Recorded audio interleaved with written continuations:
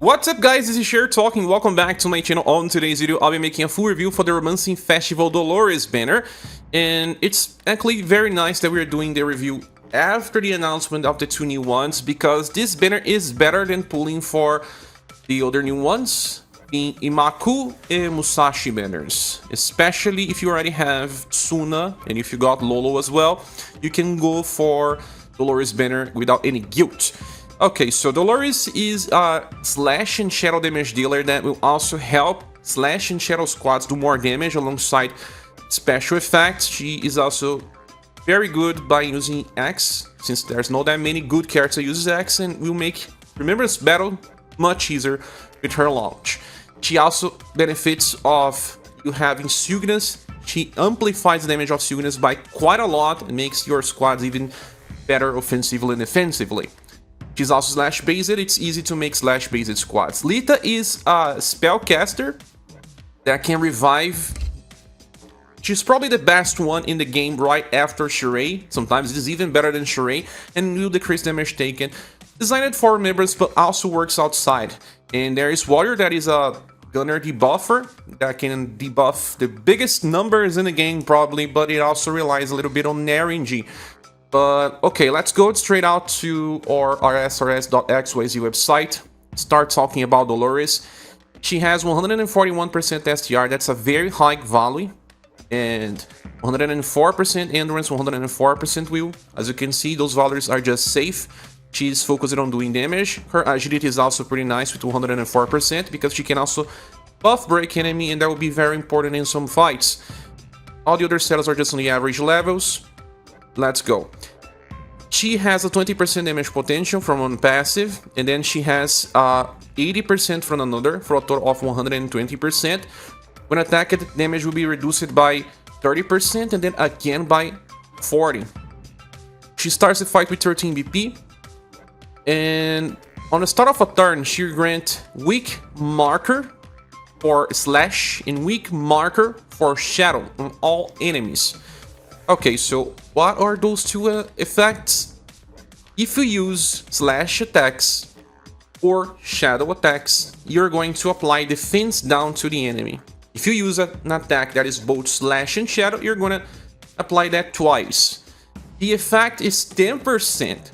Weak point focus, a different type of passive, actually has a 20% value. There is just this little difference that needs to be discussed, because Dolores won't reach the max potential if you're just using slash, since it's just 10% defense now. But if you're using both, you're gonna get 10 plus 10, and when you use a skill that has both effects, you're gonna take benefit of everything. But she's not just about that, she will also grant all surviving allies 1 plus BP when using slash attacks, and 1 plus BP when using shadow attacks. The thing is, you don't have any limit to this. If your character attacks multiple times, like for example SaGa that chases twice, you would then trigger this 3 times from the attack and from both chases, and he will even get 2 BP on each of the attacks, for a total of 6 in this example. So depending on the characters that you are using, you're gonna get a ton.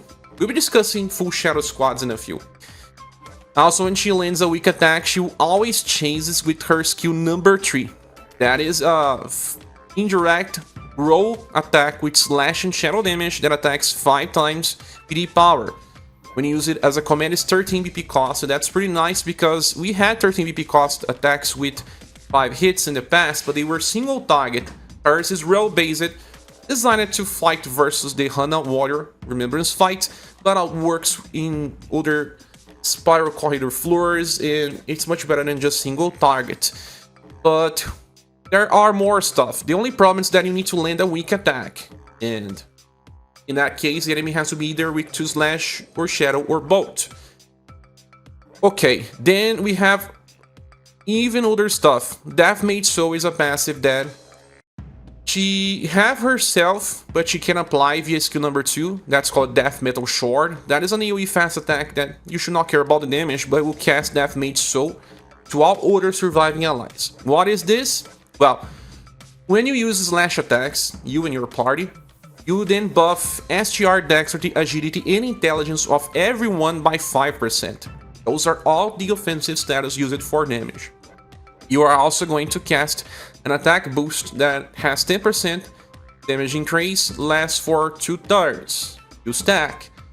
So, when you look at just Dolores is using slash attacks, this doesn't feel like too much, but if your whole party is using slash attacks, then eventually those attack boosts will stack to a point where you'll be doing like much more damage. Then when attacking with shadow attacks, we're gonna buff the defensive part. Endurance, will, love, and charisma. It's nice to buff love and charisma because this makes all your healings better.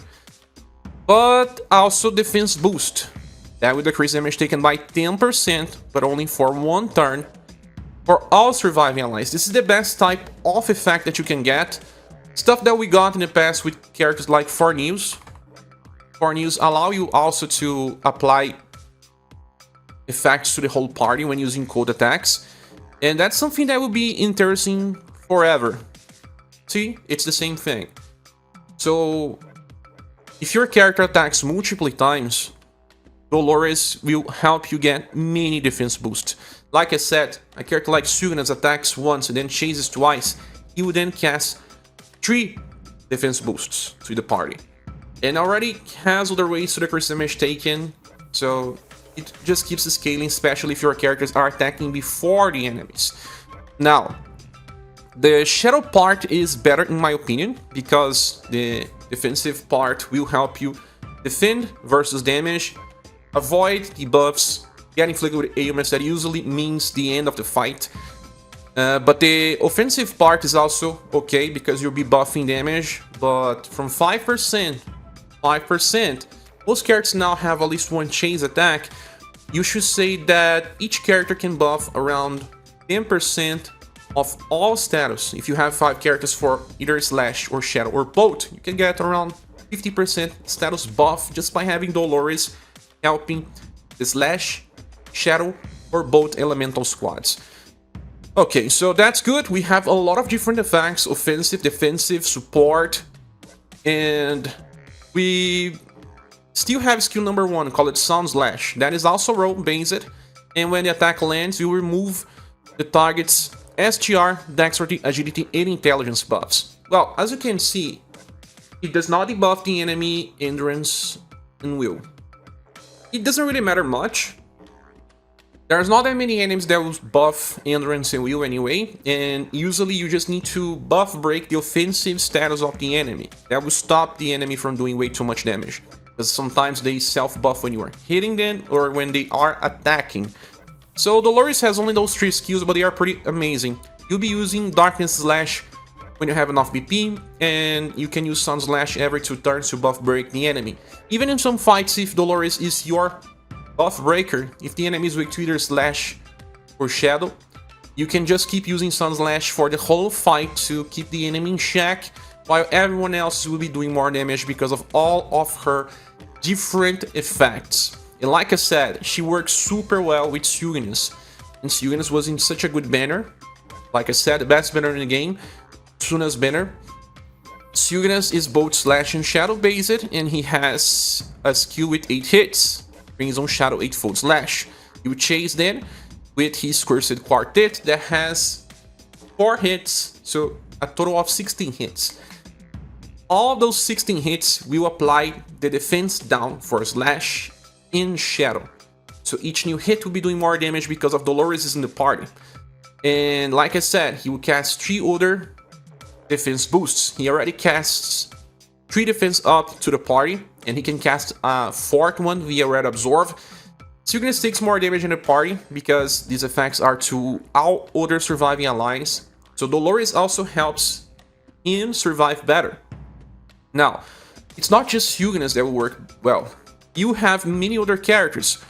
For example, the Sarwin leader style, this one that has the Chain of Grudge, where you land a shadow attack, you can trigger 3 BP, and also a shadow attack boost of 45% for the whole squad. You can only trigger once, but this guy already decreased damage taken for the party by 30%, and he also improves shadow damage. He now works better when used with Dolores because of his Finish Zone skill, also decreasing the defense down of the enemy. Being slash and shadow will help as well.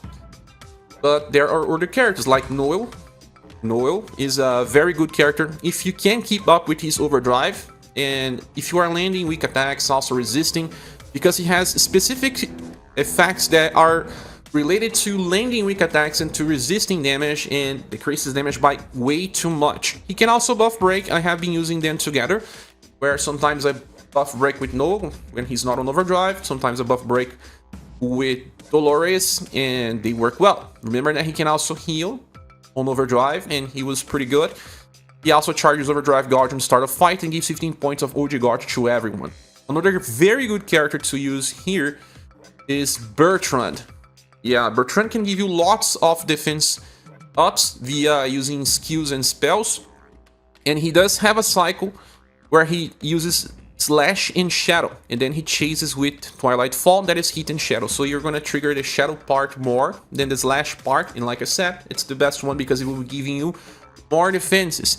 So if you paired up Bertrand with Dolores, you're gonna get a lot of different effects, and he can also give you overdrive guard. He can also help you with healing, with buffs when landing attacks.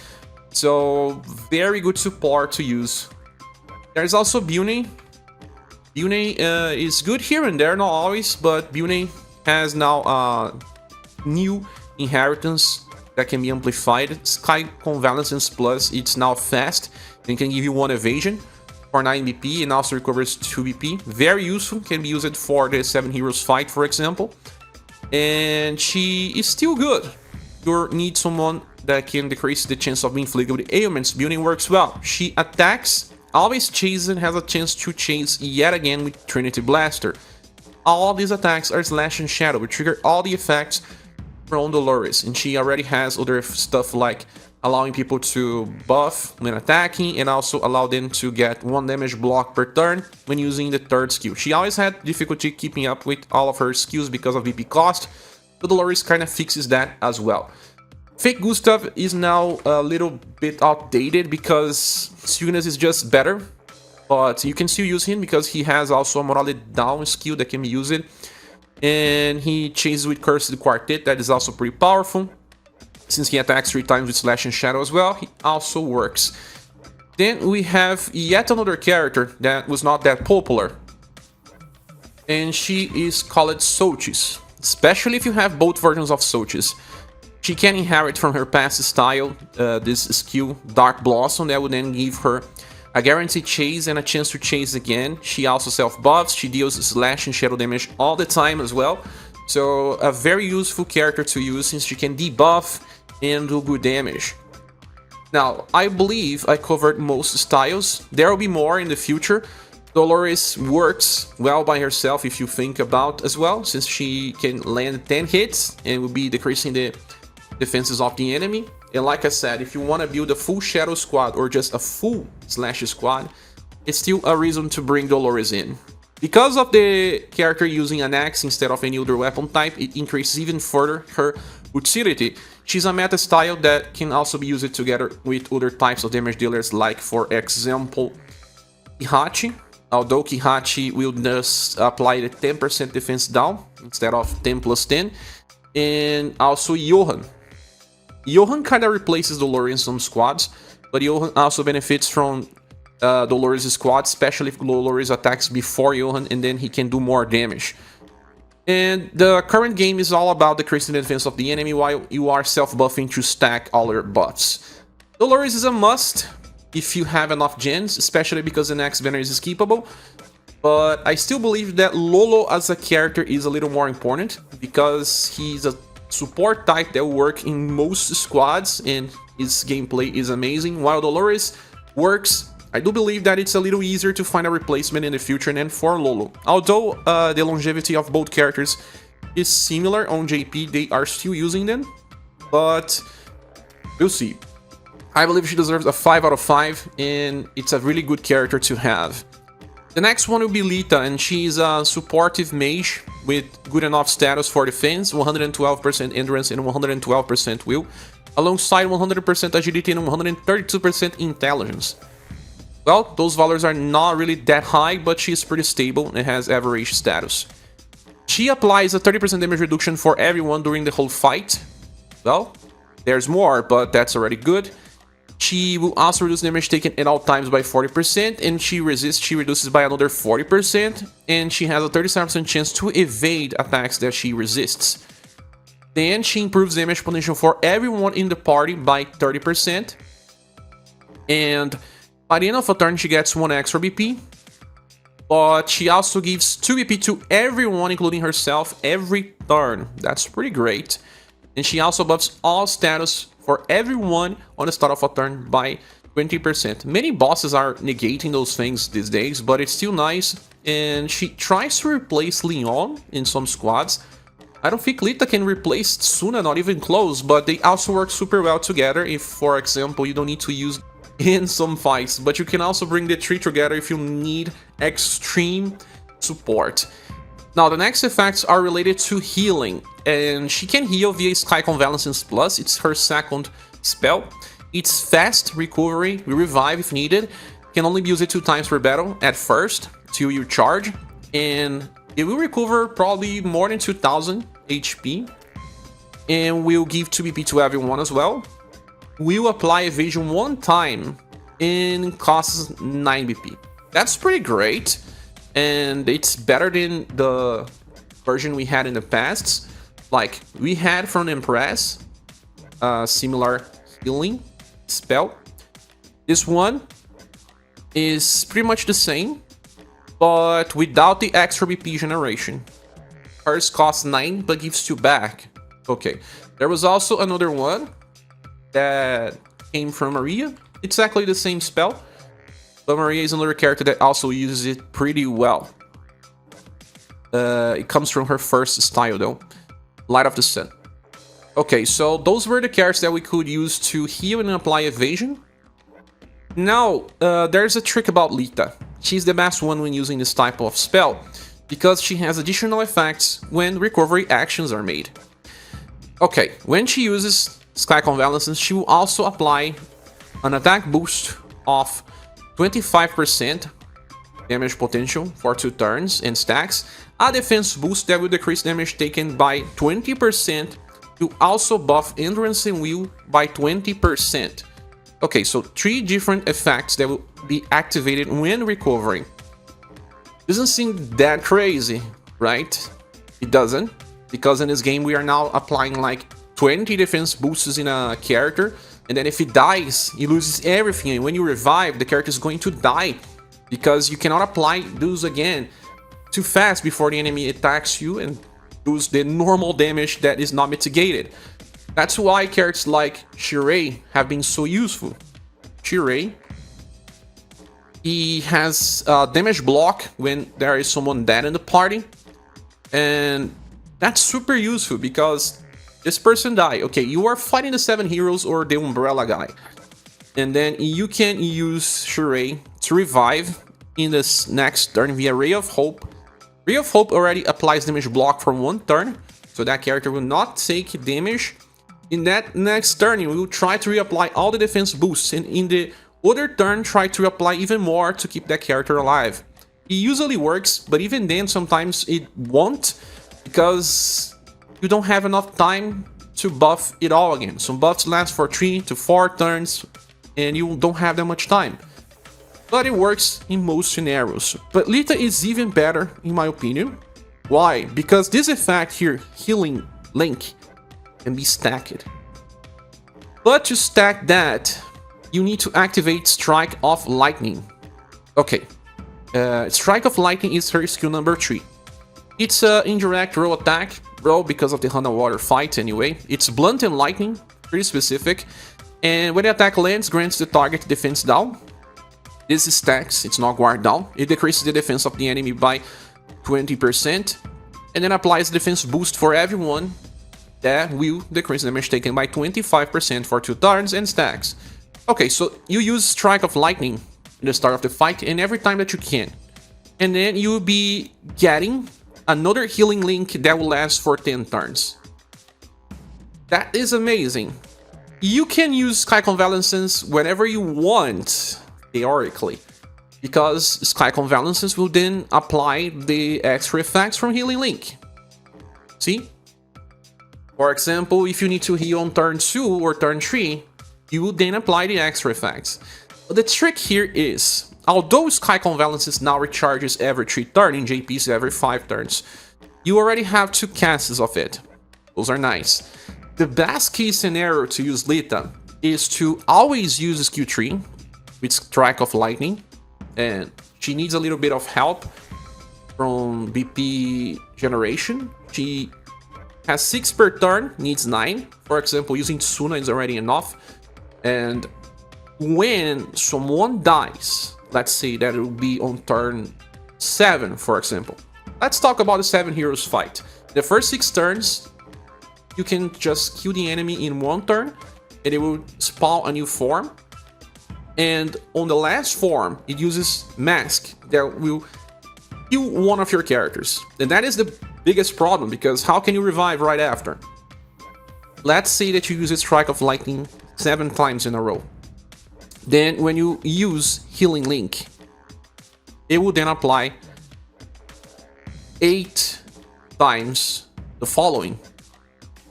Okay, now 8 times the 25% attack boost, 8 times the 20% defense boost, and 8 times endurance and will buff to your whole party, while also applying the evasion for 1 time. That is crazy. And that is enough to keep your character alive right after being revived. It's enough to also improve the sustain and even a little bit of damage in that turn and the next one. And right after that, you can simply use Strike of Lightning the next turn to apply a little more defense boosts. It will give you enough time to use your other defense boosts from external sources to keep that character alive and survive. In the 7 heroes fight, Lita is an easy button to victory, just like in the Umbrella Guy fight. But the thing here is she providing enough stuff when she's not reviving in fights where you don't need to revive? That is questionable, because if you got a Mia, for example, and you are already pairing her up with Tsuna, you already have lots of effects as well, because she can give you some attack boosts, also status buffs, she can decrease damage taken, generate BP, or if you already have Lolo as well. You will be pairing those 2 characters with Tsuna more often than which you want to pair up Lita, and it's better, because they also do damage. Lita barely does any type of damage. Her first skill, Gravity Bind, can also be used to stun the road blockers, because they need to be stunned, and her version is medium. And in Remembrance fights, I do believe we are needing extra defense support, so pretty useful there. But I don't think that Lita replaces the best meta characters for other fights. Let's say you skip an Amiya and you have a Lolo, but you still feel like you need extra defense support. Bring Lita. You will have 3 characters that have additional effects that decreases damage taken. But it's a little overkill. You probably have other characters doing something similar, but can also do damage instead of Lita that just stays there most of the time, providing support, but she herself won't do any type of damage. It's ridiculous, she barely does anything. But in the end of the day, if you win the fight, that's what matters. You're going to restart less often when using Lita in the party, especially in the right scenarios. So I have been using her, and I do believe she's much better than I expected.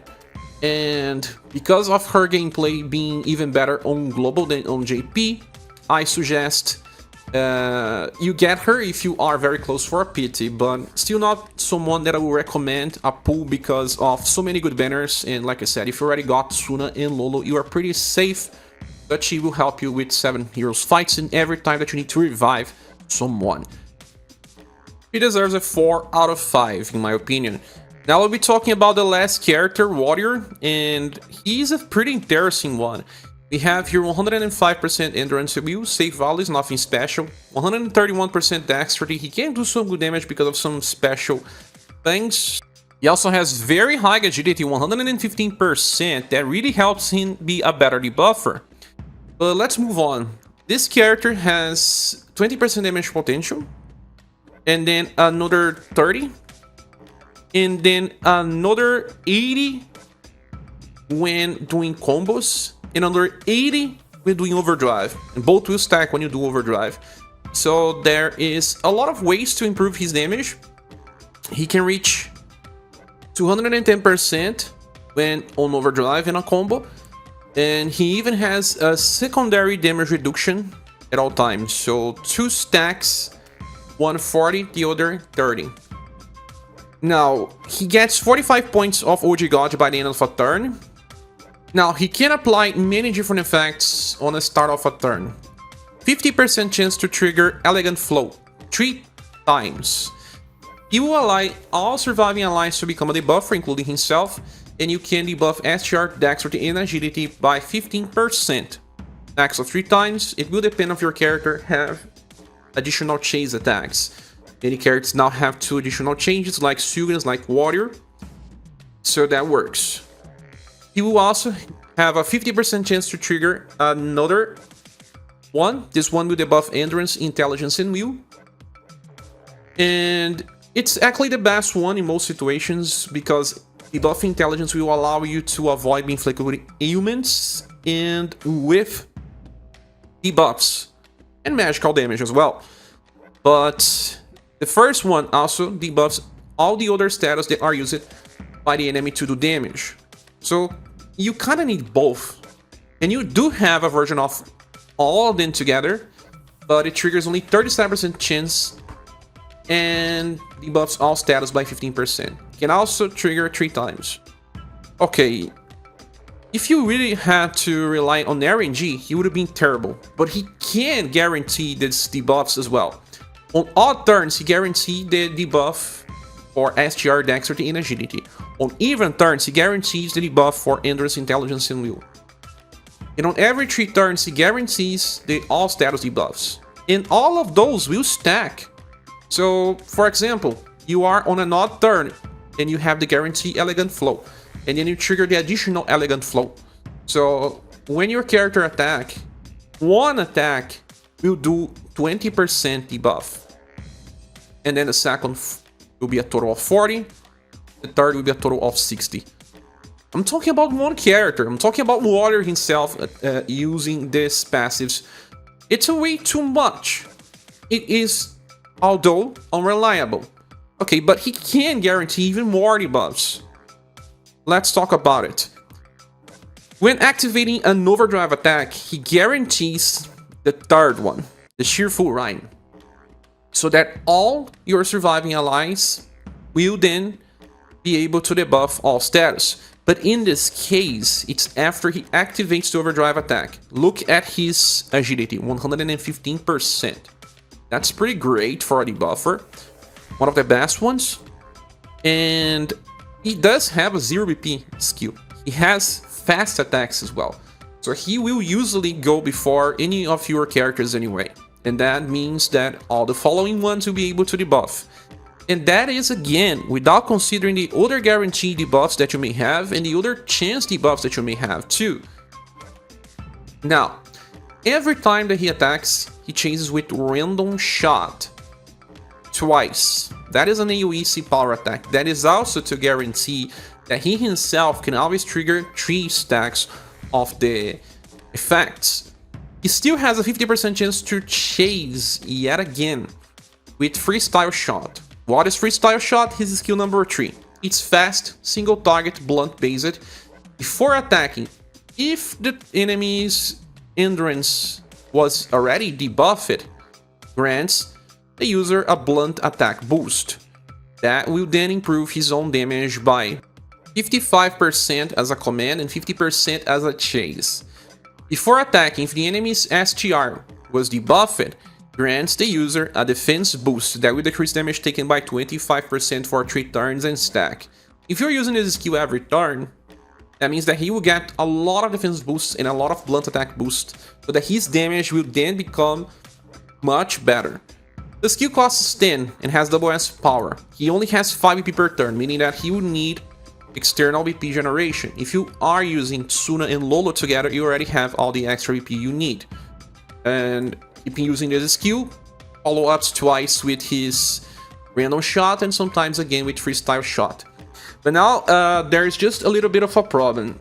It says before attacking, if the enemy Endurance and SGR was debuffed, this will not work all the time, because most bosses will remove debuffs by the end of a turn, and then he goes to attack the enemy with this, and it's not debuffed yet, if he's the first one to attack.